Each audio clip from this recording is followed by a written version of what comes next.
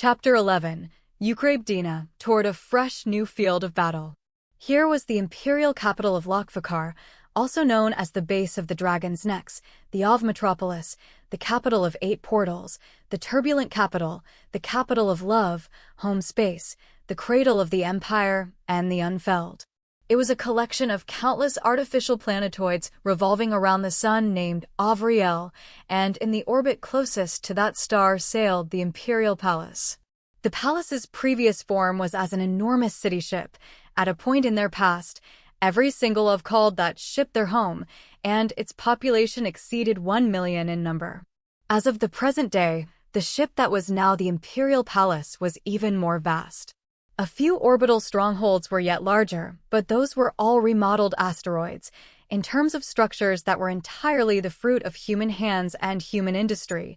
The imperial palace was indeed among the largest ever created. Were the imperial palace solely the residence of the empress, it would hardly necessitate such sheer volume. But it was also where the empire's central political functions were concentrated. From the Bachimiach, chancellor's office, to the Ualadayak, Supreme Command Base, a multitude of highly important imperial agencies resided within the imperial palace. In addition, the palace was the only institution where non-citizens could dwell. Once, there were official residences set up for the diplomats of 17 different nations, but now only one was left. Yet almost no one in the empire felt any sense of isolation from this, or thought it much of a bad thing at all. "You're leaving your post," said Kadoriak Borg Sidek Chid, the Rubachim, imperial chancellor, raising his eyes. "Yes. My term of office is up," said the ambassador of the only nation with diplomatic relations with the empire, the Hania Federation. "As such, I think I would like to ask you to convey to Her Majesty the Empress my salutations upon my parting, Lani Bachemer." "With pleasure," he replied. "I have to say, though, I'll miss you." "It is an honor to hear that." Gwen was using a machine translator. Coupled with his expressionless face, the robotic voice made him seem even more unreadable. "But honestly, how about removing that translator for this, our last time together?" "It's so hard on the ears," Kadoriak smiled. "I know full well you understand Baranu perfectly, Ambassador." Gwen's expressionlessness gave way as a grin curled his lips. Apparently, he was proud of the spot of mischief that the Chancellor had just gotten the measure of. "All right." Gwen removed the translator without a second thought and began speaking in fluent Baranu, such that Kadoriak, who thought he'd gotten one up on the ambassador, instead ended up feeling strangely outfoxed himself. "To tell you the truth, this machine made me want to smash it against something from time to time, too. There's one thing about it I can't stand." "What would that be, Ambassador?" said Kadoriak, still taken aback. "No matter who's speaking, it always translates that speech in the voice of my ex-wife." "Couldn't you change the voice at any time?" "It's silly of me, but if I don't hear my nagging wife's voice at least once a day, I get uneasy like you would scarcely believe," said Gwen, smirking. His expression was now an exceedingly friendly one. "Listening to the who's who of the Empire, and even Her Majesty herself, speak in my wife's voice is a bizarre experience." "I can imagine," said Kadoriak, yet to sort his feelings on the matter. "By the way, when will you be stepping down?" "I believe it's technically as soon as the new ambassador takes the post. So you can greet Her Majesty for me at your leisure. Only, I would be grateful if you could inform her in confidence." "I understand." "I'll notify Her Majesty before day's end." The Chancellor suspended what he was doing and stood up. "Say, would you care to take a stroll with me? I don't believe I've ever guided you to the Chancellor's office's garden." The sheen in Gwen's eyes turned sharp, as though trying to size up the Imperial Chancellor's true intentions, but that lasted nary an instant. "I would love to take you up on that offer." "I'm glad to hear that." Kadoriak then addressed the secretary in the other room. "We're going to go look at the azaleas." That was code for, so everybody else should give the garden a wide berth. Then Kadoriak climbed aboard the personal transporter, and off they went. The space allotted to the Chancellor's office was quite roomy. Going at the personal transporter's more relaxed pace setting, it took them 5 whole minutes to cross the corridor. "May I ask you a personal question, Lani Bachim?" asked Gwen atop the transporter. "By all means. What would you like to know?" Why did you become a bureaucrat for the Empire? Kadoriak came from a land world, a planet named Saba in the Druhin Amhalaik, or Countdom of Amhalaik. In other words, he was not an Ov by birth. Though naturally, now that he was Imperial Chancellor, he received all the respect due a noble, and he could even obtain a star fief once he retired. He had a son and a daughter, but they were Ov in appearance as well as in name, blue hair, stunning looks, and built for life in space. These days, with his once black hair turning white and veins surfacing on the backs of his hands, the fact that he was not a born Ov was screaming at him now more than ever. My home society lacks much of anything that's fun or interesting, so I was dying to fly through space since I was a lad. But I never wanted to be a soldier. It's difficult for landworlders to reach star pilot rank, and for someone like me without Frokraz, being a flight branch star pilot was always out of the question. But there was a whole road of opportunity open to me in the bureaucracy. In fact, even now, the bureaucracy seems to hold no appeal to people born with blue hair. It's largely the bastion of landworlders. I see. So you've realized the dream you've had since an early age. I guess so, Ambassador, he said, smiling wryly at himself. But if you ask me, dreams are a lot more fun unrealized. If you make a wish come true, you come to feel it's not as fun as you thought. Though of course, that's just my opinion. Right now, I'm dreaming about the star fief I'll be able to receive after retiring. It'll probably be nothing more than a mere barony, but I'd like to work my way up to a viscountdom through my laudable and meritorious service. I know I won't be able to see a green planet be my domain before I die, but don't you agree that building up a planet by your own hands is nothing to sneeze at as a post-retirement hobby? According to the Empire's stipulations, baronies and viscountdoms were the same in that they contained no inhabitable planets. However, a viscountdom always contained at least one planet that could be made inhabitable. I think that sounds like a magnificent pastime, Your Excellency, nodded the ambassador of the Hania Federation. The passageway was impressively ornamented, but otherwise empty. Suddenly, it came to an end, leading into a wide open space. The Chancellor's office's garden was carpeted in lawn grass and centered around a fountain. Flower beds arranged in geometric patterns boasted a great variety of flowers in full bloom. "We've arrived, Ambassador," said Kadoriak, parking the transporter by a long bench. "It's beautiful," he said, with no hint of insincerity. "I can't say it's particularly Ov-like, though. I heard it was the hobby of a chancellor some chancellors back. As I told you earlier, there are many landworlders within the bureaucracy, and not many chancellors have had blue hair. Is that so? I'd be hard-pressed to find a garden in this style even back home. But to the Ov, nature is just a gentle force that exists to be pretty. In the eyes of someone like me, who hails from a planet frequently bedeviled by floods, I find it's missing a certain something." "No offense," said Kadoriak, "but you're wrong. The Ov do sense nature as a threat often enough. Though their conception is different from us landworlders in that the first thing that springs to mind for them when talk turns to the perils of nature happens to be explosions on the surface of a star." "Explosions on the surface of a star? That can't be a very common occurrence." "Not from our perspective, no," he said, gesturing Gwen to sit. "But you should never forget that the Ov control many stars, and are always sailing through what amounts to the space between those stars. In the history of any given land world, there may or may not be records of its sun acting abnormally, and rarely are there ever records of multiple different such episodes. To the Ov, however, it's a relatively compelling, ever-present danger." "Incidentally," said Gwen, who took a seat and cocked his head, "are you not an Ov as well, Lonnie Botchim? You are speaking as though you aren't." Kadoriak just smiled faintly. He knew the ambassador understood why that was. And Gwen didn't pry any further into it, thereby proving it. The Imperial Chancellor sat beside the ambassador. "May I inquire a bit more about something we discussed earlier?" asked Gwen. "Yes, ask away. You did me the kindness of explaining to me your personal reasons. Yet, am I mistaken in my assumption that there is also a larger reason?" "A larger reason, you say?" "Your Excellency, you stand at the very pinnacle of the bureaucratic mechanism that runs the Empire. You must harbor a fair amount of anxiety, and I'm afraid I'm not convinced that you're content with your reward for conquering that anxiety being a star system that isn't even inhabited. You never disappoint, Kadoriak laughed dryly. Oh? Have I said something that warrants such praise? Up until 3 years ago, the various sirs and madams that were the allies of your nation would have been satisfied with the answer that I gave. Apart from the obvious remuneration, they wouldn't be able to think of what might motivate somebody to serve the unprincipled empire. But even a star system without a citizenry can yield wealth. Is wealth all that motivates you? Gwen's expression had reverted to the mask it was when he'd been using the translator.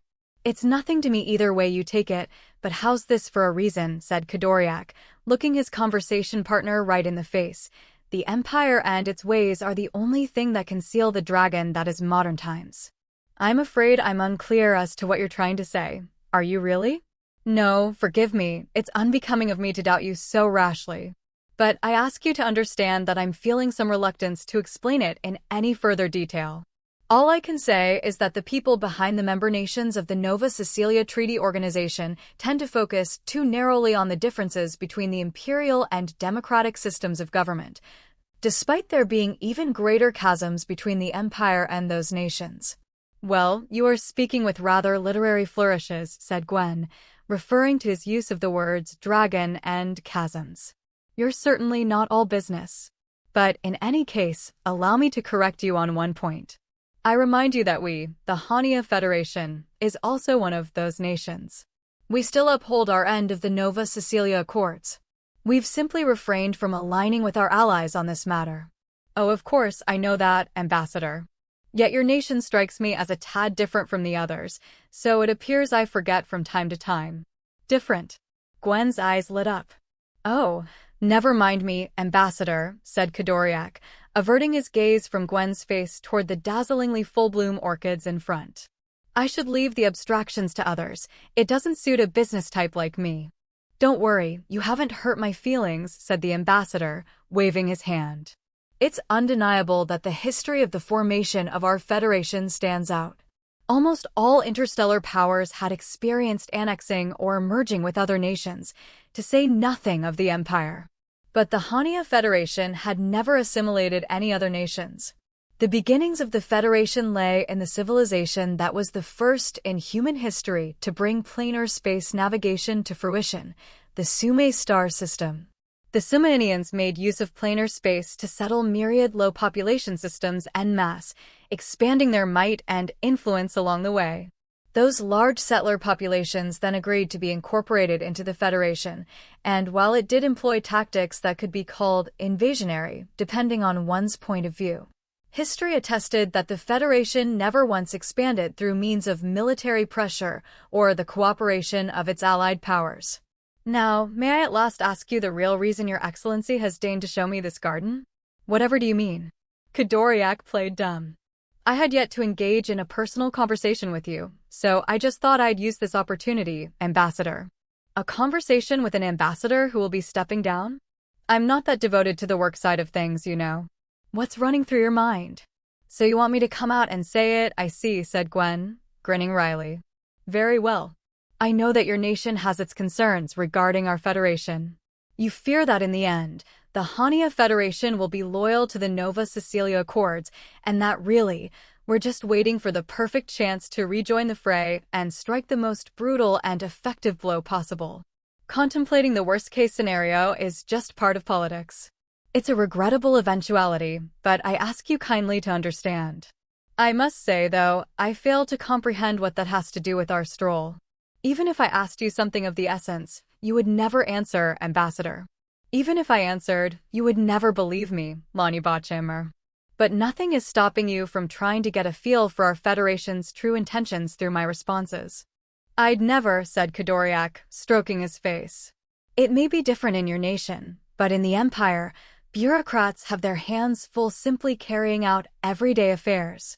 We don't make a habit of meddling with matters of great importance or nation-level shifts. You are being humble. It goes without saying that a mere ambassador such as myself doesn't know much, but I reckon that if I learn how Central is treating me, it may be of some assistance. Am I off the mark? Ambassador, it is you who are being humble. I've heard that your position matches that of a cabinet minister's in prestige, was all Kadoriak said in response. You overestimate me. Don't get me wrong, your nation is more than important enough to send a delegation equal in status to cabinet ministers. But that isn't me. Come now, I don't believe you, said Kadoriak, passing it off as a joke, but this may have been the one time his words reflected his actual opinion. Though I suppose it would be rude of me to gainsay you like that. Now then, may I ask you a personal question, Ambassador? But of course. Forgive me in advance for my rudeness and my prying, but if and when the Empire wins this war, then your honorable nation would be left in an overwhelmingly vulnerable position. What do you think the Federation should do in that case? Would your peoples feel fear at the prospect of holding their own with the Empire without any allies?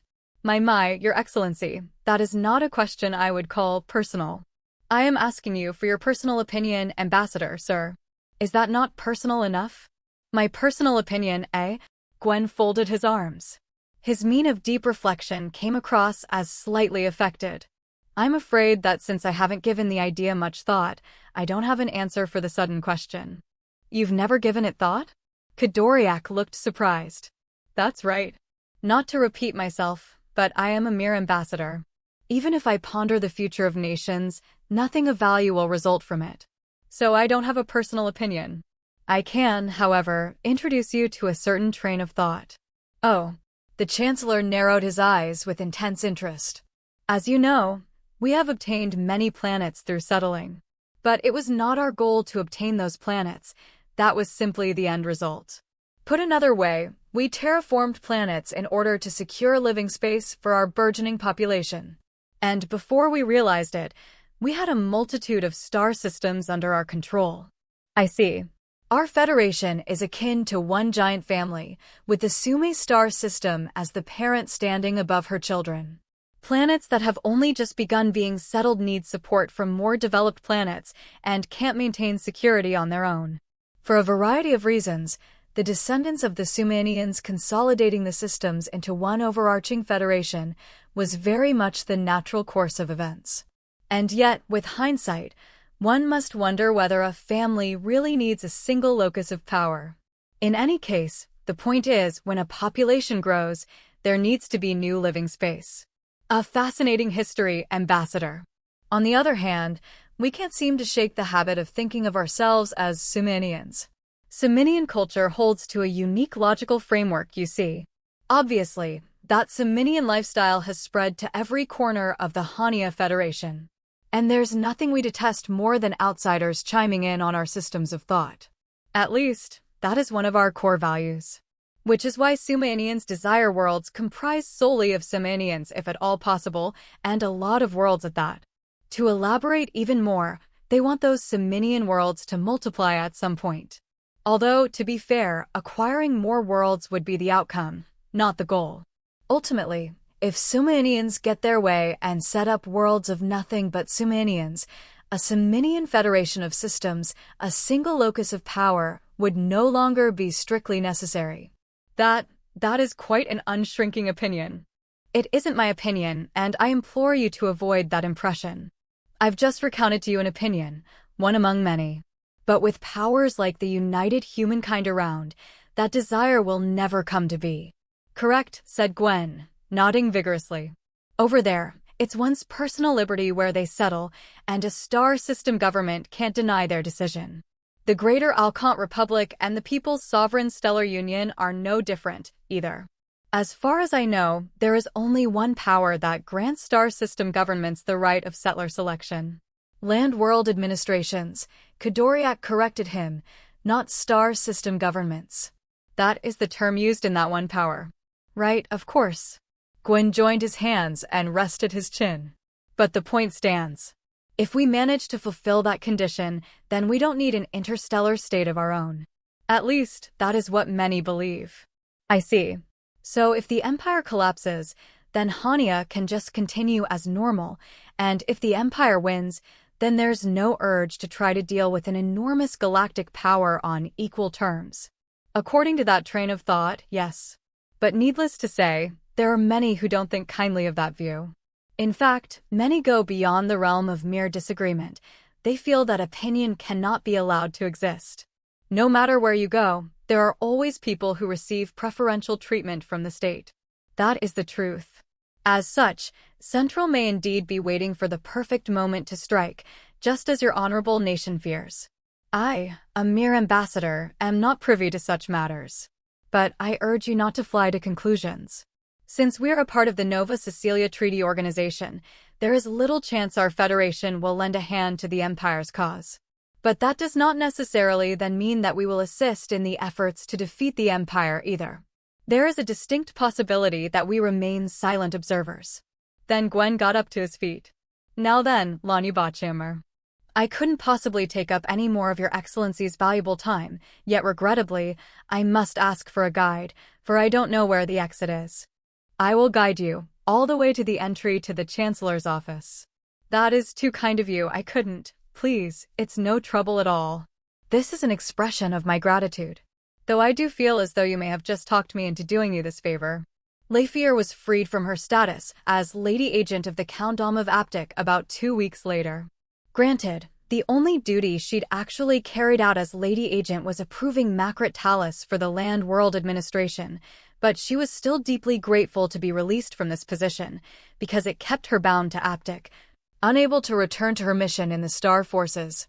In the meantime, the title of Countess of Aptic would go to Empress Lamas, with an experienced magistrate dispatched to take care of all of the actual work. Once the magistrate arrived, Leifir hurried to board a carrycraft and headed for Voberna Astrobase. Jint, who had been foisted with the truly ill-defined designation of Roikferiak, adjunct to the Lady Agent, came too, with Daiho tagging along for the ride. As they put Aptic behind them, the enemy fleets were still fighting to the best of their ability in Wimber. But if they didn't surrender, most believed it would only be a matter of time before those forces were no more. After all, the Star Forces had laid claim to the surrounding portals, reinforced their fleet, and put an ever-tighter squeeze on the remaining enemy ships. It wouldn't take long before the military could resume their supply line strategy. The enemy no longer had the numbers to hinder the Ovs in the area.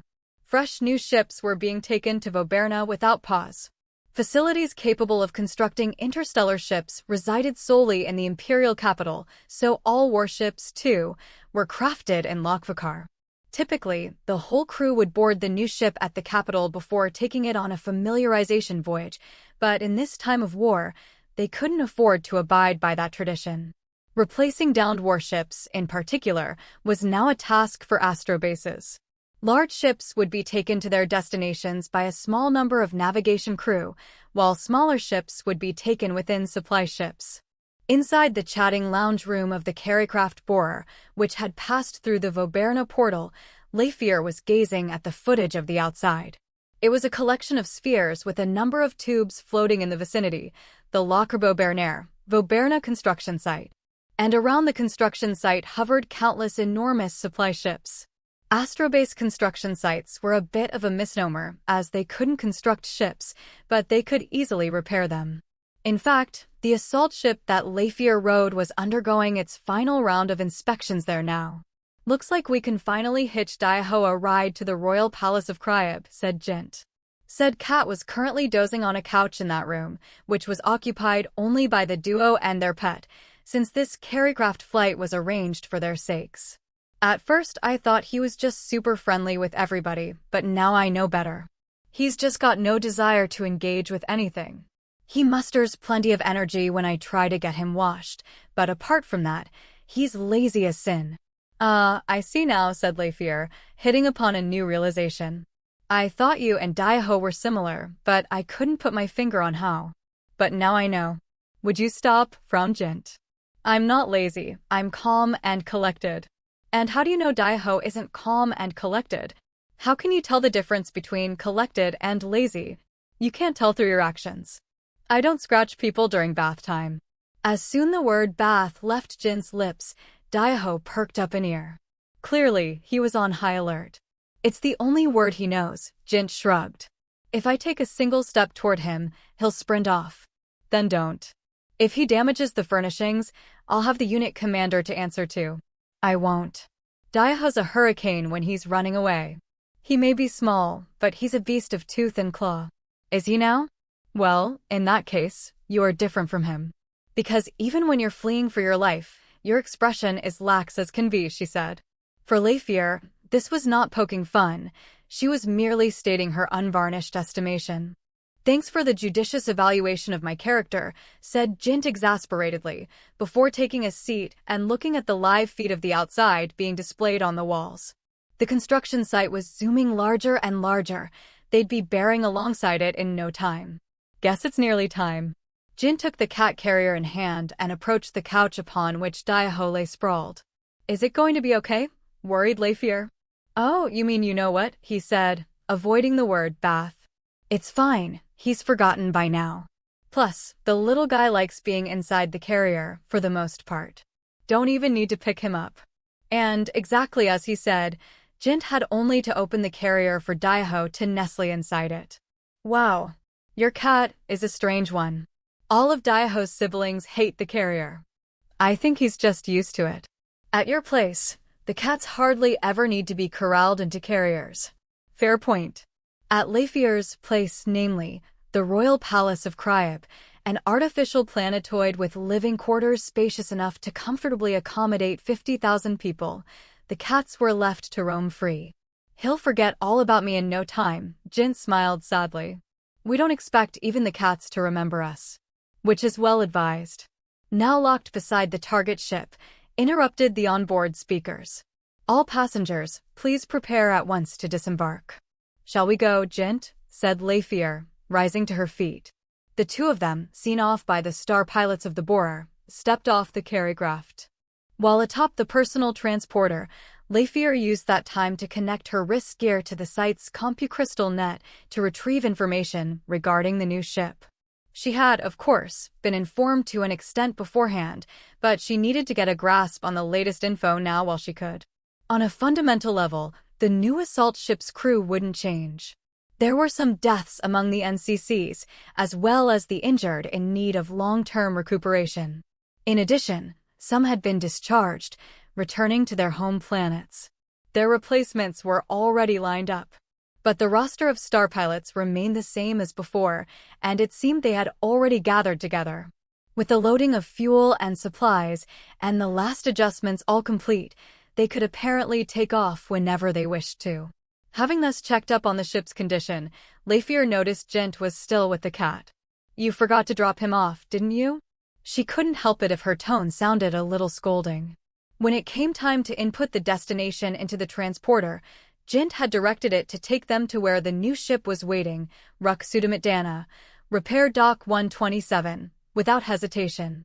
Of course, Lafier didn't really attempt to hide that she was cross-examining him. "Think of Liwing Ekriwa," said Jint. "I think she'd want to tell Daiho her final goodbyes. I'd never slowly whittle away at you until you agree to let him aboard." "Good, because I can't stand being slowly whittled away at. Promise me you'll see to him." "Sure thing," nodded Jint. Then, he laughed. "Looking back, ever since we boarded the Bossroar, the only point of contention between us has revolved around a cat. It may be dumb of me to say this during wartime, but with us, things are peaceful. Maybe you feel at peace. And I contend that you never said you'd leave the cat aboard ship. Now that you mention it, that's true." Jint scratched his brown head of hair. "Well, I did have something to say, but what with the war and all, I thought I'd get serious, you know?" "You blockhead." Jint changed the subject. "Speaking of which, did you hear the rumors about the new class of ship?" "Yep. Word had it that Military Command Headquarters was planning to introduce a new class of ship based on lessons learned in battles prior. Some were even whispering that the blueprints had already arrived at the Bobith Menhater, Warship Management Headquarters. Can you imagine? A heavy-class assault ship. I heard it was a lightweight patrol ship. Maybe it's a ship that's smack dab in the middle. But why would they deploy a half-baked ship like that? The assault ships we have now might be half-baked," Lafier thought to herself. Perhaps assault ships were judged to be useless for the battles to come. That said, it would be a while yet before they would come face-to-face with the new class of ship. For the time being, they had to make do fighting in regular old assault ships. "By the way, how is that a speaking of which?" asked Lafier. "Huh? Oh, I was thinking maybe there's room for a cat on a bigger ship." "You blockhead," she repeated. At last, the transporter had reached the Repair Dock.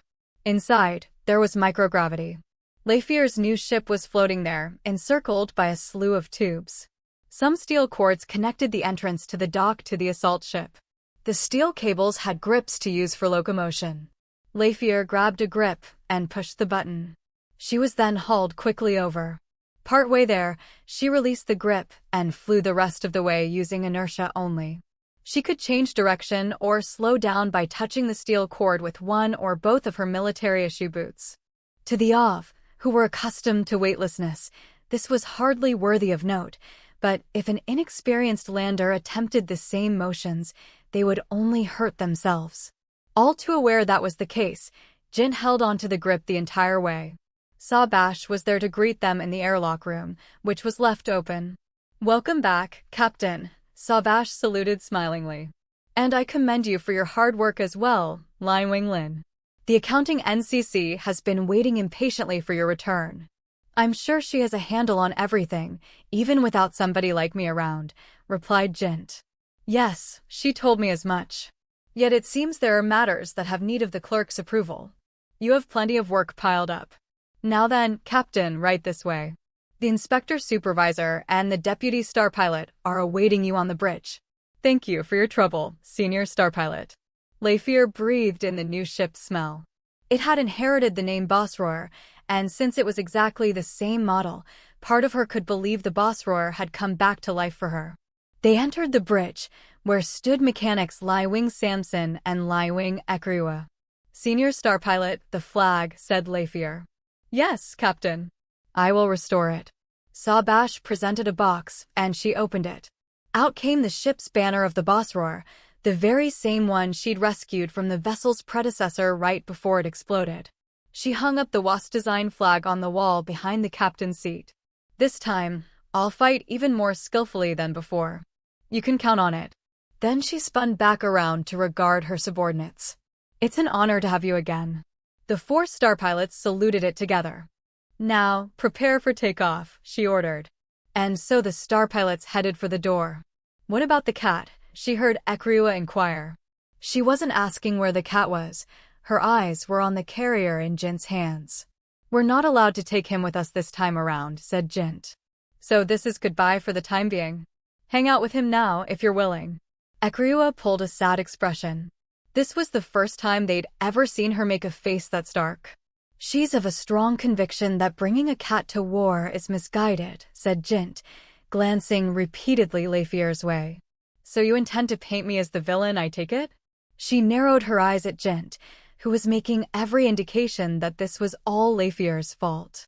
No, of course not," Jint grinned ambiguously, looking at each of the Ov ladies in turn. "But, well, the facts are the facts.